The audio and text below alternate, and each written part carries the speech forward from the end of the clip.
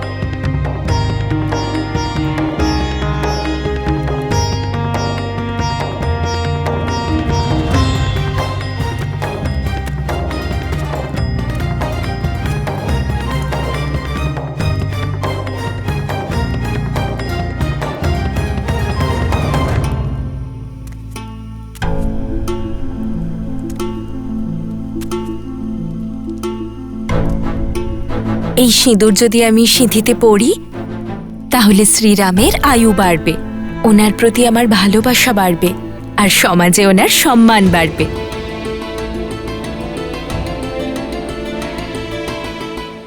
মাতা, আপনি চিন্তা করবেন না। না আমি কারো উপহাসে বিচলিত হই, না কেউ মজা করলে।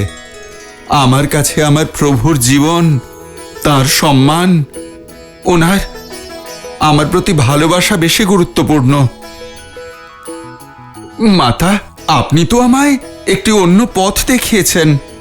আপনার সিঁথিতে একটুখানি সিঁদুর লাগাতেই আমার প্রভুর সম্মান কত বেড়ে গেছে। তাহলে মাতা, এবার ভাবুন, আমার প্রভুর সম্মান আর আমার প্রতি তার ভালোবাসা কত গুণ বেড়ে গেছে। কারণ মাতা, আমি তো আমার সারা অঙ্গ সিঁদুরের রঙে রাঙিয়ে নিয়েছি। আমি তো আমার লেজেরও এতটুকু অংশ বাদ রাখিনি। তাহলে মাতা, আমায় বলুন, আমার এই লাল দেহ আমার প্রভুর আয়ু আরো কত গুণ বৃদ্ধি করবে।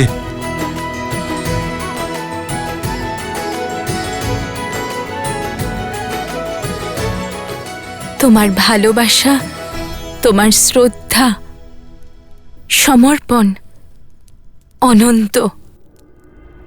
ধন্য তুমি হনুমান, তুমি চিরঞ্জীবী হবে, আর যতদিন তুমি থাকবে তোমার হৃদয় রামের প্রতি ভালোবাসা সর্বদা থাকবে।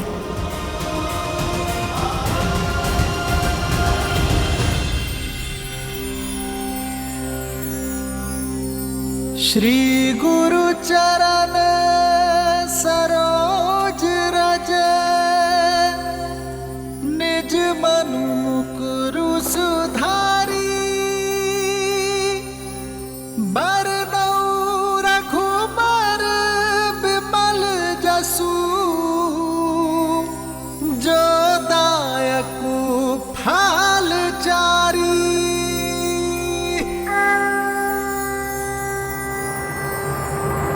जय श्री राम, जय श्री राम, जय श्री राम, जय श्री राम, जय श्री राम, जय श्री राम, जय श्री राम, जय श्री राम, जय श्री राम।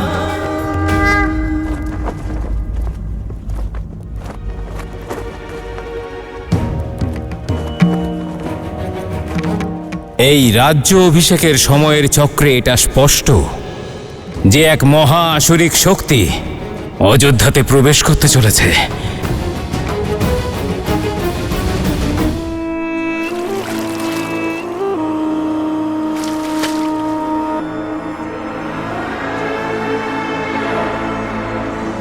রাম, না তুমি জিতেছ আর নাই যুদ্ধ সমাপ্ত হয়েছে। যুদ্ধ তো এতক্ষণে সবে শুরু হয়েছে। আমি শরীরে প্রহার করব না রাম, আমি মনের গভীরে ঢুকে প্রহার করব।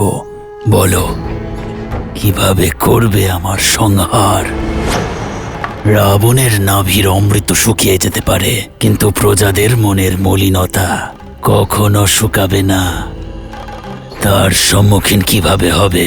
কিভাবে অযোধ্যার প্রজার সম্মুখীন হবে তুমি রাম?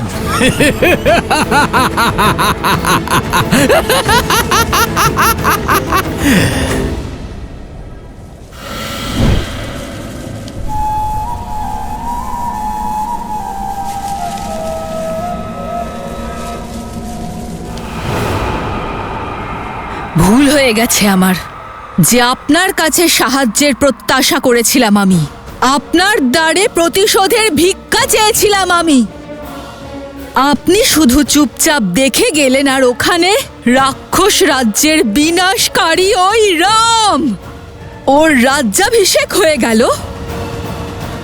পরাজয় এটা আপনার।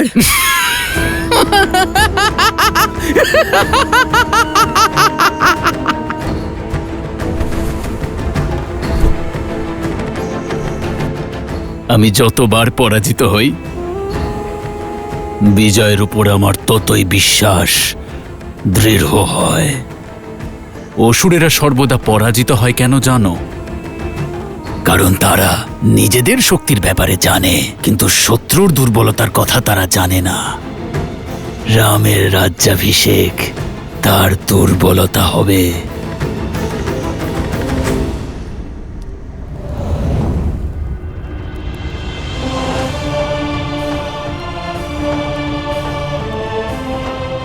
প্রণাম আচার্য।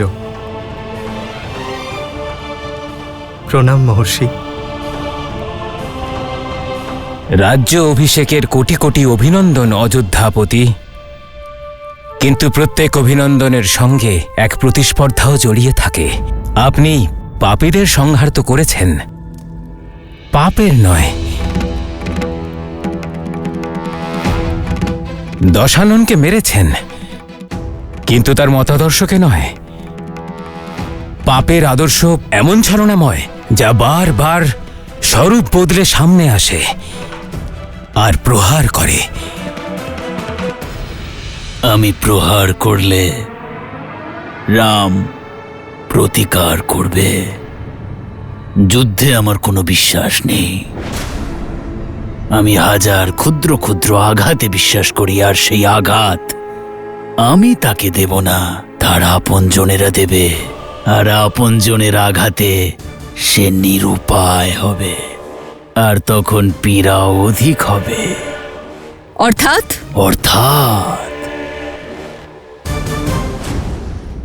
যখন শত্রু আঘাত হানে, তখন ব্যক্তি সঙ্গে সঙ্গে তার প্রতিকার করে, কিন্তু সন্তান আঘাত করলে তখন ব্যক্তি তিলে তিলে মারা যায়। অযোধ্যার প্রজাকে সন্তান মনে করে রাম। এখন এই প্রজারাই তাকে আঘাত করবে। যে লঙ্কাধিপতি রাবণকে যুদ্ধে হারিয়েছে, সে অযোধ্যার প্রজার সাথে লড়াই করতে পারবে না। এবার তার প্রতি তার প্রজাদের দ্বারা আঘাত হানবো আমি। অযোধ্যার ভেতরে এক যুদ্ধ হবে, যেখানে অযোধ্যা পরাজিত হবে। অযোধ্যার প্রজাদের মনে এতটা বিষ ভরে দেব আমি, যাকে রাম তো দূর, মহাদেবও দূর করতে পারবেন না। রাবণ মহাশিব ভক্ত ছিল, জ্ঞানের সাগর ছিল, কিন্তু সে রাক্ষস সুমালির রাক্ষস বৃত্তিগুলি থেকে জন্মেছিল। রাক্ষস সুমালির অন্য পুত্ররাও আছে শ্রীরাম, যাদের না রাবণের মতো তপস্যা আছে আর না জ্ঞান, আছে শুধু কুটিলতা। ক্ষমা করবেন মহর্ষি, অযোধ্যার উত্তর দিকে আছেন ভরত দাদা, পূর্ব দিকে লক্ষণ দাদা, আর পশ্চিম দিকে আমি, আর দক্ষিণ দিকে হনুমান আছেন। আমরা 4 জন বলশালী অযোধ্যার দ্বারপাল। আমরা থাকতে অযোধ্যার কিসের ভয়? পায়ে শুধু পাদুকা পরলেই বাইরের দাগ থেকে বাঁচা তো যেতে পারে কুমার শত্রুঘ্ন, কিন্তু ফোঁড়া যদি দেহের ভেতর থেকে বেরোয় তাহলে কি করবে? যদি আগুন বাড়ির ভেতরেই লাগে তাহলে দ্বার বন্ধ করে কোনো লাভ হয় না।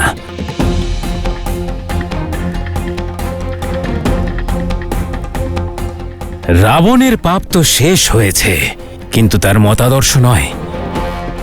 যে বিপদ আসতে চলেছে তার অস্ত্র তরবারি বা বল্লম নয়, অসত্য, লোকবাদ, মিথ্যে নিন্দা, এইসব হলো তার অস্ত্র। শব্দ ওর ব্রহ্মাস্ত্র। সংসারের নিয়ম হলো যদি যে কোনো অসত্য বারবার বলা হয়, কারোর মিথ্যে নিন্দা বারংবার হয়, তাহলে তাও সত্য মনে হয়। আর এটা মানুষের স্বভাবের প্রবৃত্তি যে সত্য সামনে থাকা সত্ত্বেও সে অসত্যের প্রতি আকৃষ্ট হয়। প্রত্যেক মনুষ্যের ভেতরে লুকিয়ে আছে অসন্তোষের আগুন। এই অস্ত্র তাকে বিস্ফোরক বানিয়ে দেয়। যতক্ষণে তারা আমার পরিকল্পনার কথা জানতে পারবে, ততক্ষণে তাদের এই স্বর্গরূপী সংসার আমি ভস্ম করে দেব। আপনার রণনীতির ওপর আমার একটুও ভরসা নেই। ভ্রাতা রাবণের শক্তি আর সাহসের এক অংশও নয়। নিজের শত্রুর সঙ্গে লড়াই করার পরিবর্তে জুয়ারিদের মতো শুধু ষড়যন্ত্র করে গেলে বিনাশ হবে না ওই রামের। শান্ত ভগিনী, শান্ত। আমি জানি আমার ক্ষমতার উপর তোমার সন্দেহ আছে, সেজন্যেই তুমি তোমার সাহায্যের জন্য আরো একজনকে ডেকেছ। কে সে? হ্যাঁ, আমি সাহায্যের জন্য বিস্থলের রাজা ভাস্কণ্ড আর তার পুত্র সংহাদমনকে ডেকেছি।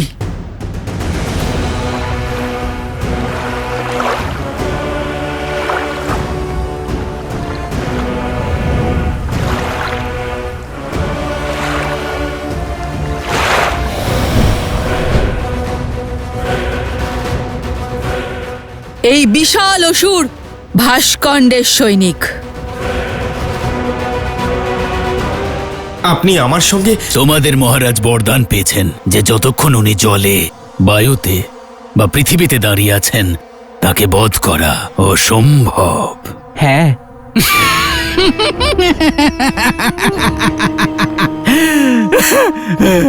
যাও, করো যুদ্ধ, কিন্তু একটা কথা মাথায় রাখবে, রামকে পরাজিত শুধু সহস্র রাবণই করতে পারবে। যাও, নিজেদের পরিকল্পনাকে সফল করো।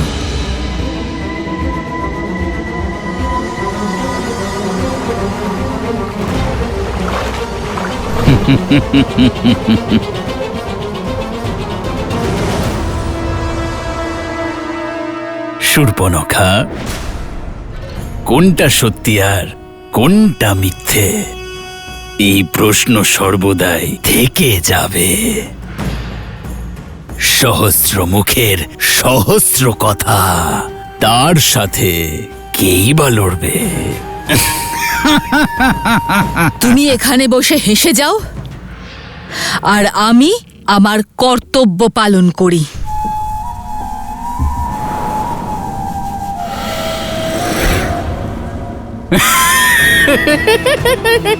রামরাজ্যে অনিষ্টের ছায়াও পড়বে না মহর্ষি।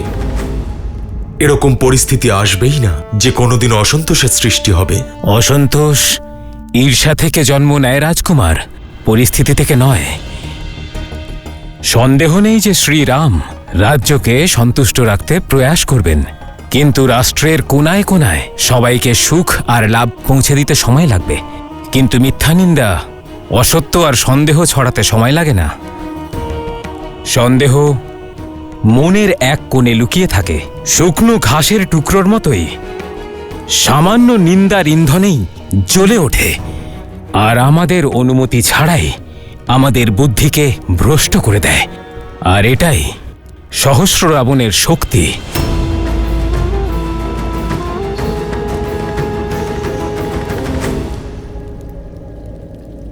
আমি রাজনীতি নয়, ভবিষ্যৎ জানতে চাই মহর্ষি। ভবিষ্যতের গর্ভে কি লুকিয়ে আছে? অব্যবস্থা, অরাজকতা। বিজয়ও হবে, কিন্তু ভয়ঙ্কর কষ্ট আর সংঘর্ষের পরে। মানব জীবন তো দুঃখ এবং সংঘর্ষের সাগর, তাতে ভয় কিসের? আমি তো অযোধ্যার বিষয় জিজ্ঞেস করছি মহর্ষি। আমিও অযোধ্যার বিষয়েই বলছি রাজন। তোমরা সবাই এত বিচলিত কেন? রাজ্যে বিচিত্র কথাবার্তা ছড়িয়ে পড়ছে, আমরা নাকি যুদ্ধের মিথ্যে গল্প বলে বেড়াচ্ছি। অর্থাৎ পাপ আবার এখানে পদার্পণ করতে শুরু করে দিয়েছে। কে সে যে এই অসত্যের ডঙ্কা বাজাচ্ছে? আমি তাকে খুঁজে বার করব।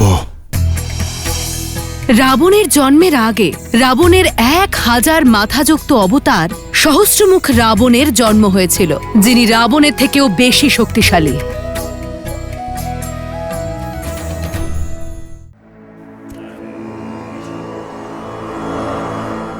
দাদা শুনেছেন, শ্রীরাম নাকি সাগরের ওপর সেতু বানিয়েছিল, অসম্ভবকে সম্ভব করে দেখিয়েছিলেন। দেবী দেবতাদের বিশেষ কৃপা আছে আমাদের মহারাজের ওপরে। আমরা তো এটাও শুনেছি যে রাবণ কোনো সাধারণ যোদ্ধা ছিল না। শুনেছি যুদ্ধ নাকি বড় ভয়ানক হয়েছিল আর বহুদিন ধরে চলেছিল। জঙ্গলে ময়ূরকে নাচতে কেই বা দেখেছে? না ময়ূর, না যুদ্ধ। আচ্ছা, তাহলে তুমি বলতে চাইছো শ্রীরাম রাবণকে মারেননি, সেতুও বাঁধেননি, যুদ্ধও করেননি? আরে না না ভাই, আমি তা কখন বললাম? আরে হতে পারে যুদ্ধ, কিন্তু এমনটাও নয় যেমনটা বলা হচ্ছে।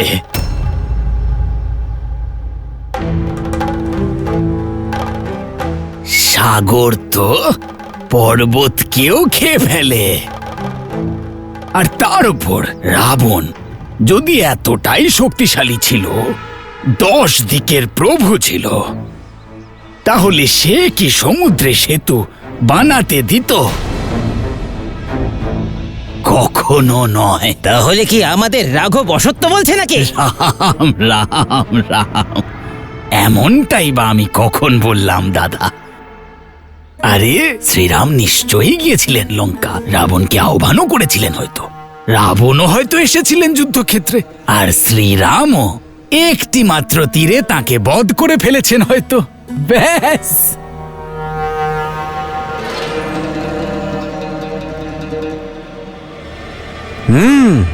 হতে পারে এই সমস্ত কথাই বানরগুলো বানিয়েছে, আর এইভাবেই গল্পের গরু গাছে তুলে দিয়েছে। সত্য কথা দাদা, সত্য কথা। এই কাহিনী নিশ্চয়ই ওই বানরেরাই বানিয়েছে। শ্রীরাম তো রঘুকুল বংশীয়, ভেবেছিল শ্রীরামের গল্প একটু বাড়িয়ে বললে ক্ষতি কি? হ্যাঁ, এটা হতেই পারে।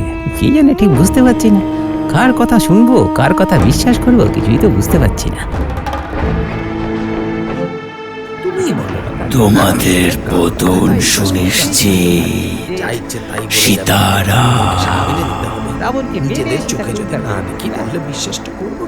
তোমাদের পতনের কারণ হব আমি।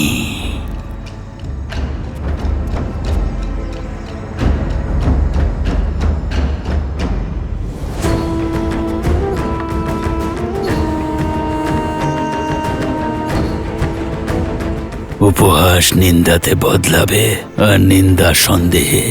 এভাবেই সকলের মনে নিন্দারূপী সহস্র রাবণ ঘর করবে, আর সন্দেহ থেকে ছড়াবে অসন্তোষ। আর রামকে মারার জন্য কোনো শস্ত্রের প্রয়োজন নেই।